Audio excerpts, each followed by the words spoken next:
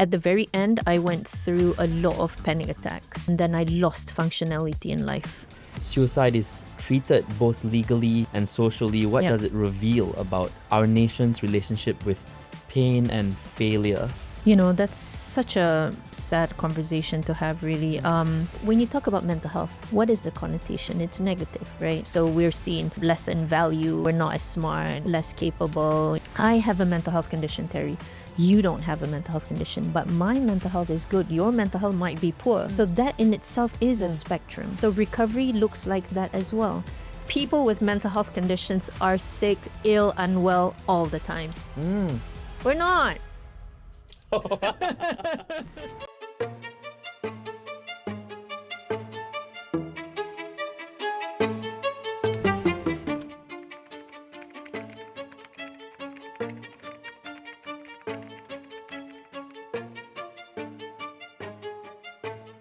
And welcome back to another episode of Life Confessions. Another fantastic guest joins us. She is the founder and president of MIASA, the Mental Illness Awareness and Support Association. With me today is Puan Anita Abu Bakar. Thank you so much for joining us, Puan Anita. Thank you so much, Terry, for having me. We are so looking forward to finding out more about you as a person and what you do as well. You know, let's start with first how you shared publicly that you were living with mental illness, right? What was the reaction and how did that moment set the tone for how you would then lead MIASA?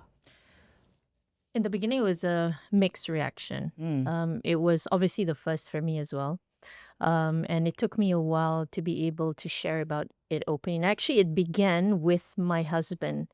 We were chit-chatting this one night, Right. and he said, you know, why don't you go public with your condition? And I was shocked, right?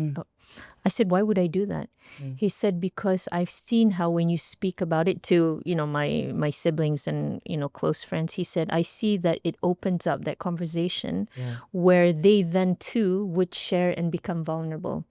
And so he said, I feel that it might help other people as well. And then you know what I said to him? I said, aren't you worried that people would think that your wife's crazy? Oh, because that would be the first thing, right? And then he said, well, I know you're not, and that's enough. Wow. And so that was how I was encouraged to be brave and open about it. Right. Because, you know, Terry, for the longest time, you know, I come from the corporate world. You know, I was born overseas, raised overseas, you know, studied overseas, and, you know, I had this confidence in me. But once I was diagnosed with a mental health condition, it all went away. And so it was the hardest thing to be able to be open about it. Right. Now, what happened was when I, you know, started sharing about it, when I say mixed reactions was because people who were struggling, obviously it was very helpful, you know, for them. Because see, this is one of the things that I always say, when you share your story, it is as if you provide a key to unlock another person's struggles, right? It's like you're giving permission for the person to also open up and share about it.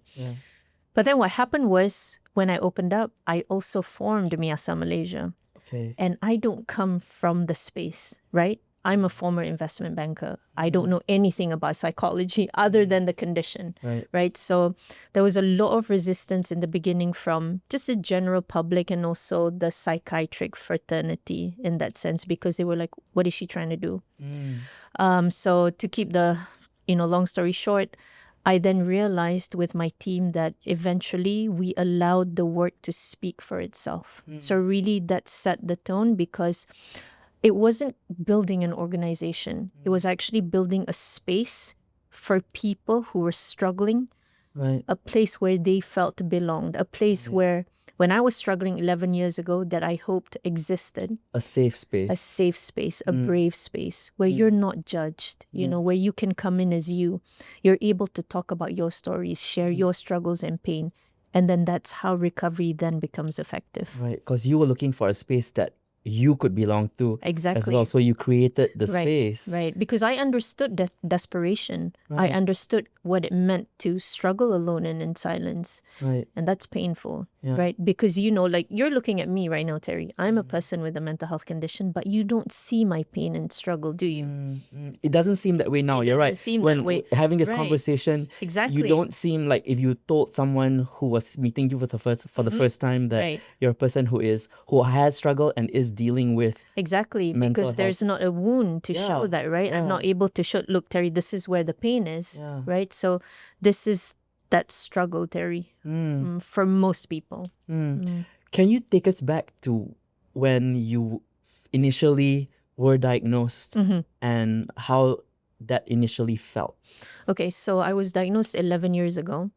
And what happened was I didn't immediately go and see a psychiatrist to get a clinical assessment. Right. I fell into a deep and dark hole first, right? Because I didn't know what I was going through. At the very end, I went through a lot of panic attacks and then I lost functionality in life. So what does that look like? It looks like a person not being able to function anymore as a wife, as a mom, as an employer, because I was running my own business during the time. And You were already all these things at that point. Yes, I was already all those Yeah. things at the very top, at the peak of my career. Right. And I just left everything. I was not able to function, right? I couldn't take care of the house, couldn't take care of my kids, my husband, couldn't do any more, house chores, what more to work. Even, breathing, Right. could potentially be difficult on some days. And so when I fell in that deep and dark hole, I didn't know how to come out of it.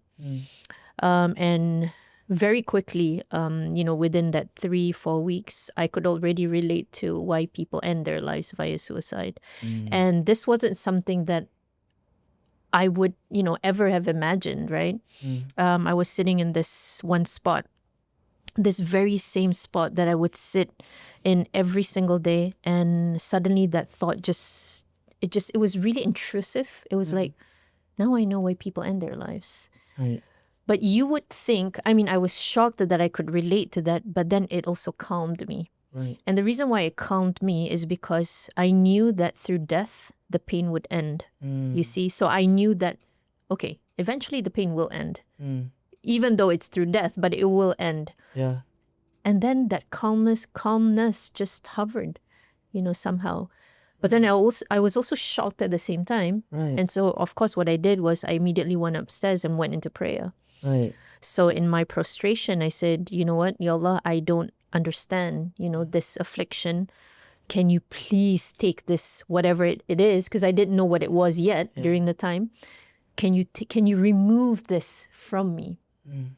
And then I went downstairs and my mom was cooking in the kitchen. So my mom came and she stayed with me for 6 months. Right. And I told her about it and she was shocked. She said, why did you ask God to remove this from you? You should ask him for a way out. You should ask him to grant you patience. And then I was shocked again. So then I went upstairs again and went to prayer. In my prostration, that was exactly what I did. I said, you know what? I don't understand this affliction again. I said, can you please grant me patience? And can you please grant me a way out? But no magic happened lah, of course. But I was able to go through those rock bottoms. And then that, I would say, that connection with religion and God happened during that extreme and painful process and in that acute state and in that crisis moment. Connecting with the higher power. With the higher power, believing that there is something that he wants me to learn. Right. I don't know what it is yet. There is meaning in this. There is meaning in this pain. Yeah. It's extremely painful. I don't know how to overcome it, but I trust you in it. I have to trust in your wisdom because I don't understand it. And it seems like part of the meaning would be the creation of MIASA, which is where you... Of course, Terry, definitely. Which is where we're at now. Because if it wasn't because of my pain, Yeah. I would not have created MIASA, that's one, but I wouldn't be helping people. That's another thing. You know what I mean? Yeah. Well, now that you are the president and founder of MIASA and you're helping more people, what was the biggest barrier you faced? Was it public stigma, lack of resources, institutional resistance in the early days? Yeah, it was all three, really. Yeah. So that's a very good question. So the first thing that happened for us was actually the resistance. And you see, sometimes people might think, but it's a noble effort, right? You're helping people, you're doing something good. So whatever resistance it might be, just push through. But really, you're only human at the end of the day, right? When resistance happen, you will doubt yourself. Right. You will have bad days. You will feel, okay, I'm down today, right? And so you need to build then that support system. But like I mentioned earlier, what happened was through that resistance, eventually what happened was my team and I realized that, look, if people don't know what to make out of us, if people don't understand our mission, then let's give it time, let the work speak for itself. So that was what happened with the resistance, right? Because the perception was not all, but for many, be it psychiatrists, within that fraternity, what are they trying to achieve? What are they doing? They don't know what they're talking about, that kind of thing. Because as a movement run by people with lived experience of a mental health condition, we are perceived, unequal. Anything, when you talk about mental health, what is the connotation? It's negative, right? So we're seen less in value, we're not as smart, we're less capable, so on and so forth. So the list goes on. So that's one on the resistance. Two, it's definitely stigma. But stigma has always been there, you know what I mean? Yeah. It has been there from day one until today. We have, I have to say, alhamdulillah, broken down, or unpacked the stigma, but it will always be there. Right. To be fair, it will always be there. Does it feel like you've made headway? It definitely does. Okay. Of course. There's power in numbers, Obviously, as we've grown, we have many people with us, thousands of people, peers, and families with us. So obviously, yes. It does get easier, but it's still blood, sweat, and tears, you know what I mean? So stigma is 2, and 3, lack of resources, definitely. Because when MIASA is an NGO. So when you run as an NGO, and when we first started, people didn't know us. What more, people didn't understand the mission behind it. So it was challenging to get funding to run, the NGO.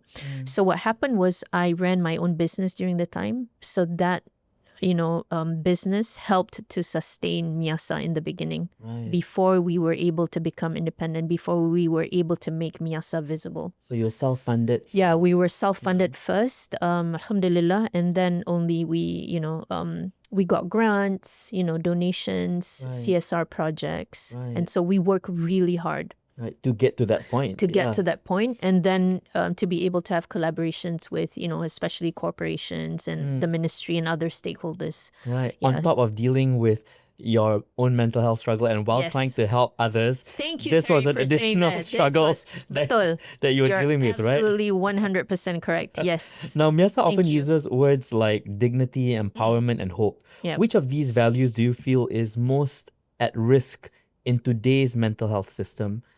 And why? I think we all know this, Terry. It's definitely dignity, right? Because you see, everything that you said earlier, when a person struggles with a mental health condition, immediately they are treated or perceived lesser in value and everything else. So people make decisions for them. People talk. If you come in with a spouse or a parent or somebody else, a friend, they don't speak to you. They speak to the parent, or they speak to the spouse, or they speak to the friend, because their perception is you're in crisis. You're not able to make decisions. You lose some of your autonomy. You lose your autonomy. Not a bit. You lose the entire autonomy, right? Because you're not making decisions. You don't even have a voice, right? Because to the next person or to the other person, it is as if you don't have clarity. Right. Because you're in crisis. They don't trust your judgment anymore. They don't. Everything that you say becomes questionable. And that's the perception typically. And this is what we've seen over and over again at MIASA, which is really unfortunate. Right. So that sheds so much light on not just mental health itself, but the very treatment that you're getting from the actual professionals Yep. who are supposed to be helping, Right. that conversation, that initial conversation even, can already start off on the wrong path in some Betul, cases. that's correct. And also that's why in a lot of the, as an example, a doctor and client relationship, learned helplessness can also happen in that process. So Right. that's what we fear the most, right? The Because dependency. of course, because when you're in crisis or when you lack the knowledge, then you're not going to trust yourself in that recovery process. Right. So what happens is you see a professional or whomever, a friend or a loved one, then that dependency happens because the person does not empower you in that process. What the person does is the person tells you, Terry, look, go pray. Terry, look, go and see a doctor. Terry, look, get up, go shower, do this, do that. You're dictating. You're not empowering the person in that recovery process. We forget, Terry, that when a person, even if they're in deep psychosis, as an example, they can and they must come to an informed consent and decision. They can, but you must support them in making that decision. Right. So this is what we call legal capacity. Oh, okay. There's a term for it. There's a term for it. Okay. Because you want to empower. You don't want to reinforce that dependency. Right. Because then learned helplessness happens. Then how do you ever recover? Right. Because when you keep on depending on that person, right? So when something happens to you, I don't know what to do. Let me just talk to a friend. Let me go and see my doctor. Let me do this. And then whatever they say, you follow. Yeah. But maybe that's so not what you learned need. Dependency, it needs to be learned independence. Correct. So that means you go to get the help that you need to then be able to come to the decisions and reach a point where you know what to do to overcome whatever you're feeling at that point in time, and That's correct. lead yourself Correct. out of the darkness, so That's to correct. speak. Of right? course. That's autonomy. That's liberty. That's giving a person choices. Yeah. That's how they get out of it. Yeah. Wow. You know, MIASA now supports millions through helplines, training, and peer groups. What's been the most maybe surprisingly effective program, and what do you think makes that program work, Anita? You know, I love this question, and we were just talking about it. Running MIASA for, 8-9 years now, and every single time when I get this question, so this is an FAQ for a lot of people, and every time when I ask me this question, the first thing I say is circle time, our support group sessions, which is true because a lot of times when peers come in, they tell us, Puan Anita, when we come to circle time, it's a safe and brave space, and we feel kalau dalam bahasa Melayu mati hidup semula, because we're heard, we're seen, we can be ourselves. There's no judgment.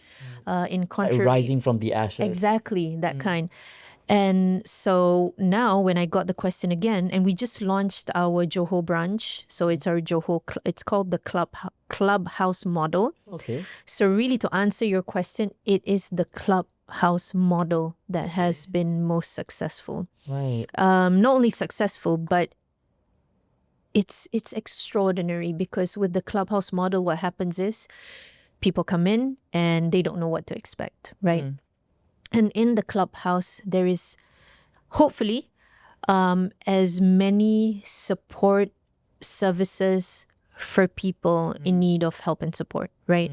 So currently we have about 20, I think it's about 20 plus support services that we provide in our clubhouse, right? So this clubhouse model, we have replicated it in Terengganu and also Johor. Okay. Yeah, and at one point it was Pahang, but we started off our HQ in Selangor.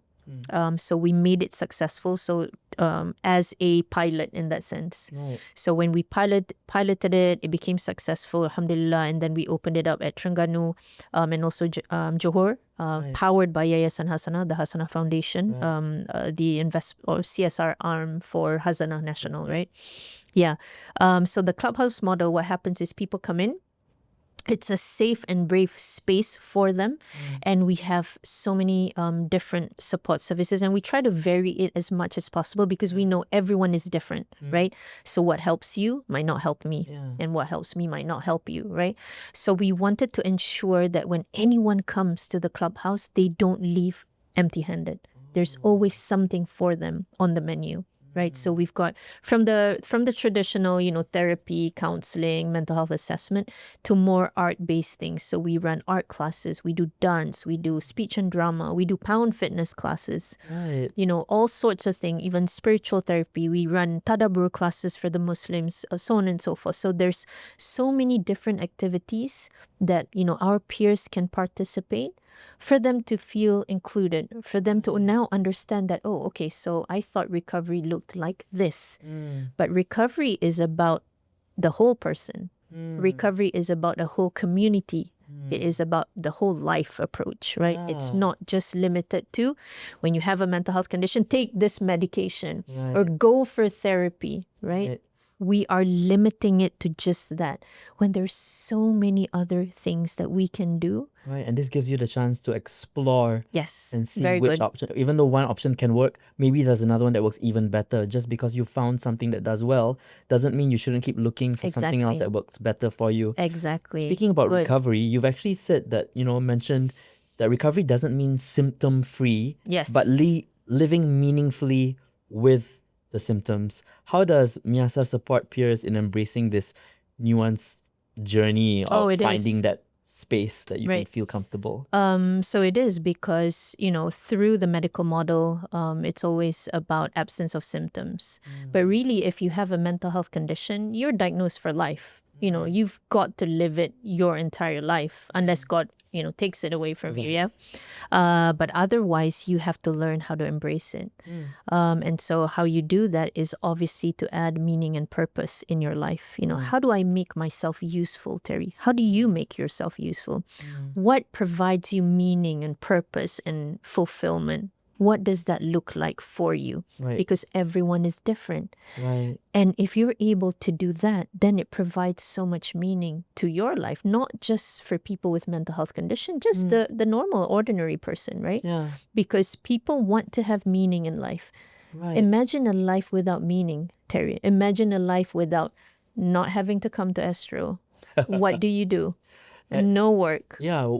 What No existence? family. What is that like, right? To just exist. Exactly. Like we need to exist for a purpose, something. for something, right? Yeah. Yep. Find So that thing. find that thing. What does that look like for you? So because everyone is different and because recovery looks different for everyone, so this is what MIASA brings to that table, right? So that's why we are peer led, right? So peers leading the way at the very top and providing a safe space. We're not here to solve anyone's problem. We're not here to fix anyone. So a lot of times, Terry, when people come to you and pour their hearts out, the first thing you do is you wear a rescue hat because you think that I must solve Anita's problem. I must help her. But we forget, just by holding space, you are already saving that person's life. Right. Because maybe they don't have support.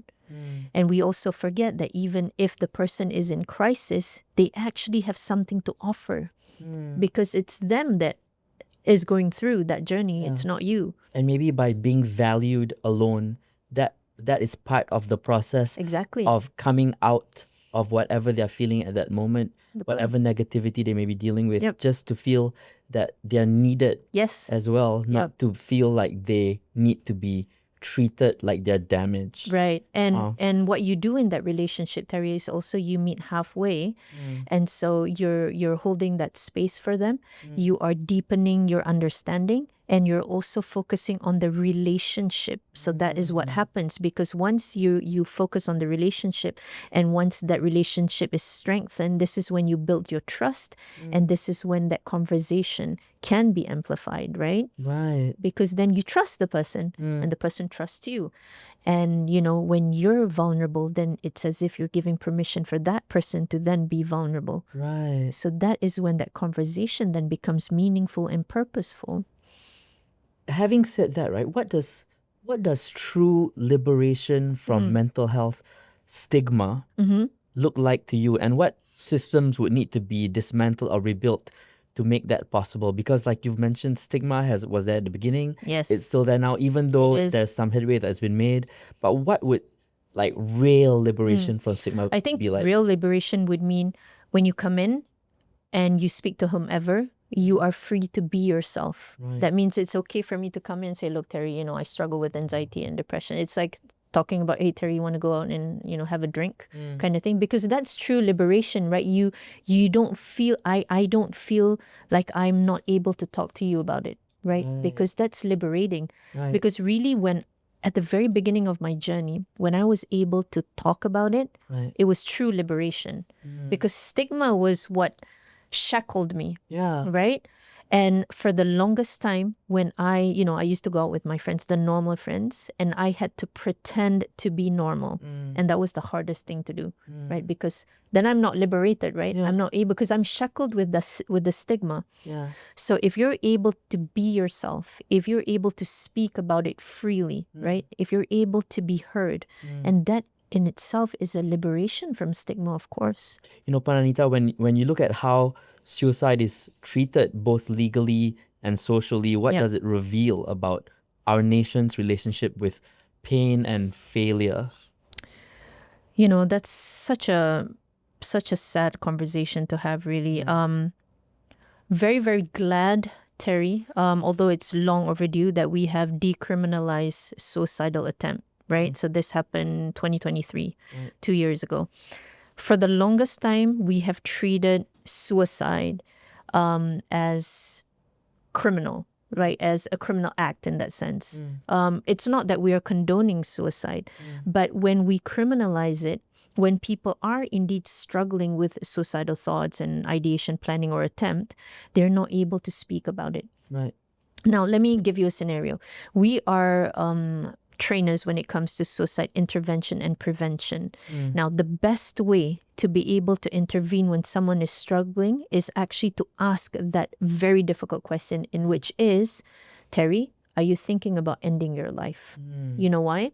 Because the moment you ask that direct question, then this person who is struggling with suicide then thinks, oh, it's okay to talk about it. I am allowed to talk about it. It's liberating. They've never had that opportunity. They've never had that opportunity. Never even considered it as an option to be able to be talk able about to it. speak out about it. And imagine the moment you ask that question, Terry, you're giving permission to this person to be able to talk about it. And when you hold space for the person, all these thoughts that is extremely complex, of course, that they're able to talk about it, able to vent it out, and immediately this thought, this situation that they're in, now they're out of it. Yeah, it's like building a new road that was never there. Exactly. Because in their minds, that was the only option. Yeah, there was never another way around it.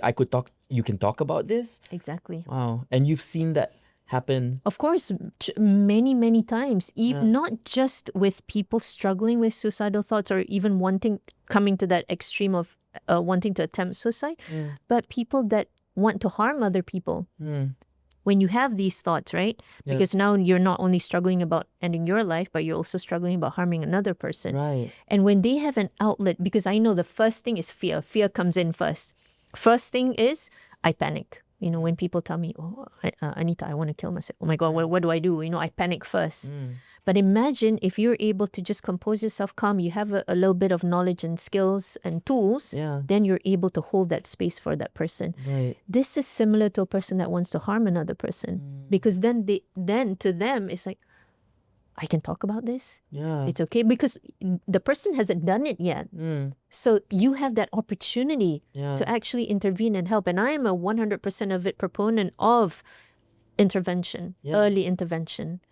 Right? Because so many people feel like, even in casual conversations that we have with people in our lives, it's a struggle to even mention the word suicide. Correct. It's so taboo. Yeah. To just even say it. Betul. We find all these other words to say. We say taking your own life, Betul. ending your life. Yep. We never just say the word that it's giving it so much power. Betul. And we should talk about it to at least take away some of that power. Yeah, normalizing this conversation, right? Normalizing that conversation of seeking help, because that is what it's all about. It is about seeking help. It is about embracing the pain. Right. And we should take it in ourselves, because if not, it becomes, we then become a very individualistic society, right? Because Terry, selfish, yeah. Yeah, it's selfish, because if you can imagine, Terry, what have we done as a society that pushes the person to think that ending their life is the only way. Yes. Society did that to that person.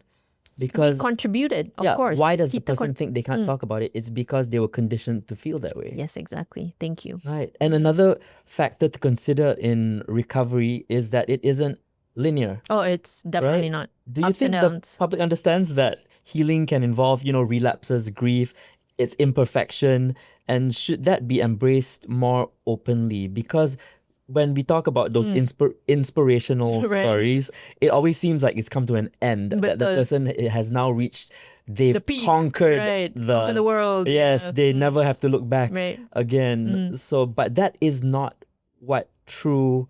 Well, it isn't linear. That No, it recovery isn't. period isn't like that. Yeah, people often perceive it as being what I would say a binary state, right? So, for example, you've either recovered or not recovered, right? You have a mental health condition or you don't have a mental health condition. People don't necessarily understand the spectrum, right? So, as an example, I have a mental health condition, Terry. You don't have a mental health condition, but my mental health is good. Your mental health might be poor, you see? So that in itself is a spectrum, right? So recovery looks like that as well, right? So you have ups and downs. Like I mentioned earlier, when I was during my earlier days going through this recovery process, it was a lot of rock bottoms, right? So I was trying and then I dipped. I was trying and then I dipped again. But, every single dip that I experienced, I got back up. And it became easier, right? Because now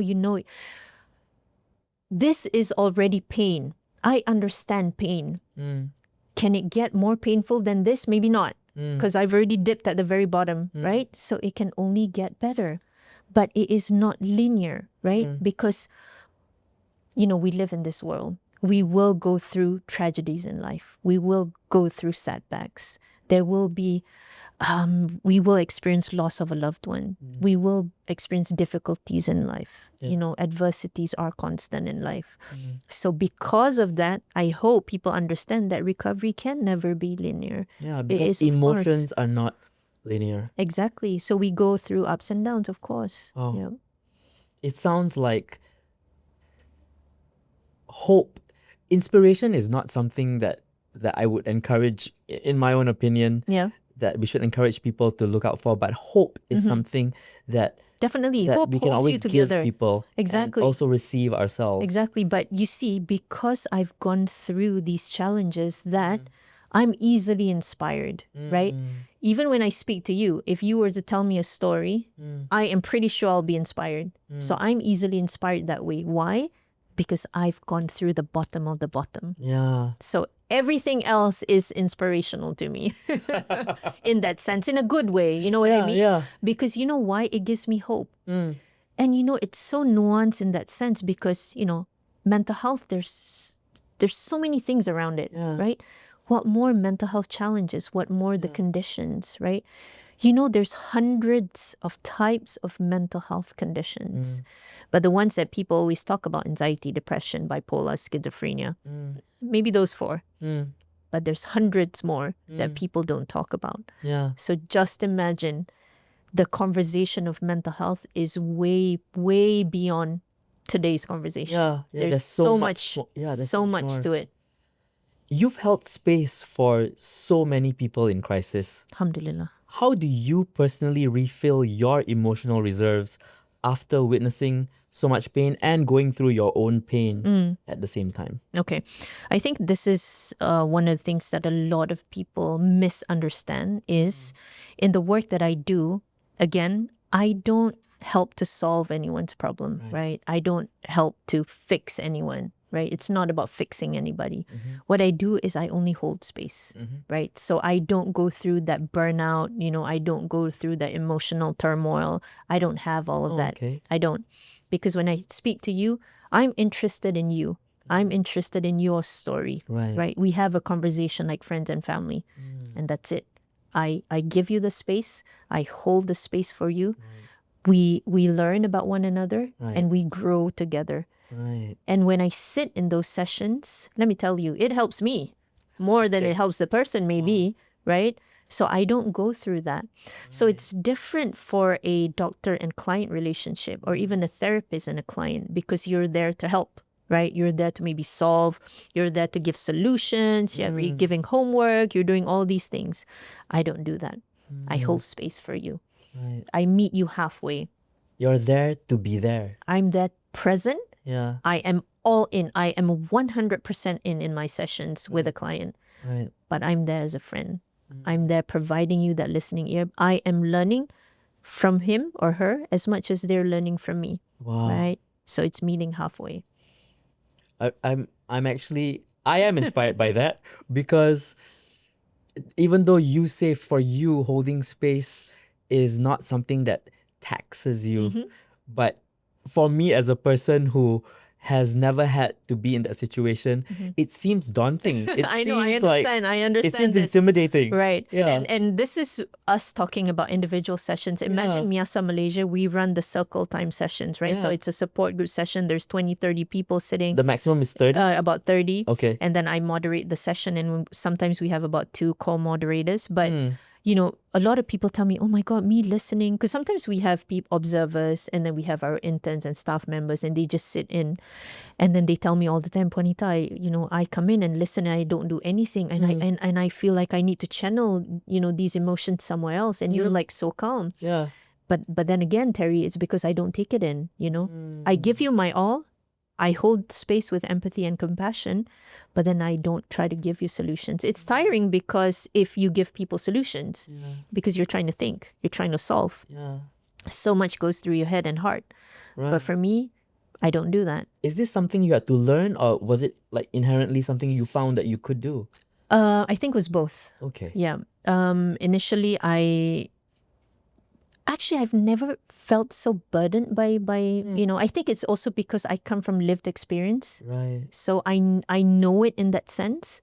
So it was more of like life trained you for it. But though life trained me for it, I think you're right. Yeah. But I'm an empath anyway. So Right. I come with empathy. I hold that space for you. It is about you, and I'm present fully for you. And you've helped, along with MIASA, I've helped so many people. What's one story from a MIASA peer or community member that has stayed with you and continues to fuel your purpose and drive? A lot, many stories, but maybe one, if I can share, is I think several years ago there was this one message that I received, and she said, I messaged you 4 years ago. She specifically said 4 years ago. I messaged you 4 years ago. I was at the brink of, ending my life, and I reached out, and you said something to me. And I know you don't know this, but 4 years later today, I'm messaging you to tell you that what you said helped me. And today, I'm successful, and I was able to work on myself, and I'm okay now. And I just wanted you to know that. That was a lot. I was like, whoa, wait a minute. And I went back to the message because it was just a couple messages. So I went back to the message. I was like, okay, Anita, what did you say 4 years ago, right? So I went back to the message. I really did not say anything, Terry, really, to be very honest. I was just like, I'm here, I'm ready to listen, just the normal things that I would say to another person. But you know what? For a person who is going through that painful situation, that in itself can help to save a life. That's what I betul. Because maybe she didn't know where to go. Maybe she didn't have anyone. But then at that point that she was struggling in its extreme pain, that she reached out. Yeah. And thankfully, it was the right thing to say. Yeah. That she worked on herself. She didn't choose to die. And, 4 years later, she came out of it and is successful. And like you said, you didn't need to solve No, the not at problem. all. You just needed to be there, and be an ear and a face for her to be able to share with. Yeah. And she found her own way. She found her out of own it. path. I did not do anything. Yep. Wow. And there are multiple stories like so these. many like that. But that's one that and the reason why I shared that one was because she specifically said 4 years later. You know what I mean? So I know she kind of counted the timeline and Right. everything. So yeah. And it gives you an idea of the journey that a person goes Exactly. on. Yep. And also what they remember. Exactly. Because 4 years later, she made the effort. Betul. She didn't have to. She didn't have She to. didn't have to. Yeah. And you wonder, right? Yeah. But she did She because she wanted knew. to, yeah. She knew that Right. helped her And now she could be that person to help that can help others as well. Yeah. Betul. What is your deepest hope for MIASA's future, and what would make you feel like its mission has truly been fulfilled? What would that look like? Oh, that MIASA was no longer there then. Yeah, you know. That's not gonna happen. No, Yeah. we are never going to reach a point where mental health we're going to be free of the need for Yep. mental health help, right? Okay, so I would hope that people with lived experience can lead the way, that they would be involved in, as an example, when we talk about, design, planning, delivery and implementation of mental health services and support, being involved in policy amendments, being involved as, technical working groups, part of clinical practice guidelines. I think it is so important to have our voices up there, right? Because Terry, you can't have an abled person represent a disabled person, right? So we need our voices, we need our presence at the very top, because how can you arrive to a conclusive solution if you don't have people like us involved? A seat at the table. Yeah, exactly. Seats, not seat, okay? We need seats at the table, right? We can't have 99% clinicians and 1% of people with mental health conditions, right? Or any kind of disability. Bare minimum 50-50. That's what we need, right? Because obviously we need to work with professionals, yes. Yeah. But we need our voice there. We work together, right? And that's how you achieve victory. So for me, it's having, I know the correct term is a seat at the table, but seats at the table. Yeah. Okay. And being involved in anything to do with mental health must be in participation and involvement of a person with lived experience. I definitely. hope that future comes true, because right. So that would be the hope. Yeah. Because for people who are going through it to be able to share what they're going through and be able to contribute in the decision-making process would make a big difference. Right. That's peers, right? I you hope need so. peer everywhere. Yeah. It has been an amazing Thank you, Terry. conversation, listening to you share Thank you. both your Thank you for having journey me. and also MIASA's journey. Thank you. We've come to the rapid fire Oh my God. questions Okay. now. So it's what comes to mind first. Okay, let me wipe my tears and everything. Okay. Thank you for being so honest Thank and you. so Thank you for true having me. and just being real. Yeah. Now, because these are rapid fire questions, your answer may change in the future, but this is just how you feel right now. Okay. Yeah, so you're not going to be held accountable for these forever. All Okay. right. Good. Here we go. Ready? Ready? Can I get you more tissue? No, I'm good. Yeah. Thank you. What let's start with the first one. Okay. Most inspiring person you've met through your advocacy work. Dr. Kadir.